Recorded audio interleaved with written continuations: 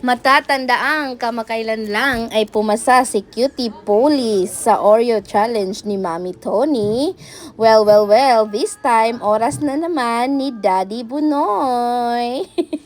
Kinagigiliwan talaga ang maglolo na ito dahil grabe, yung tawag ni Polly sa kanya is Bunoy only. Pero Bunoy is enjoying it dahil sobrang makalolo si Polly. Kung pumasa si Polly, tingnan natin kung papasa ba si Bunoy.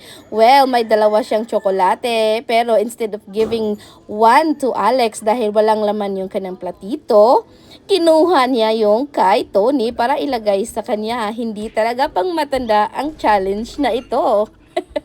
Pero may nag-comment naman na pareho silang bumagsak ni Polly dahil nung si Polly nagbigay nga pero yung mukha very disappointed. Napaka-cute talaga ni Bunoy at ni Polly. Gonzaga family, please like and subscribe.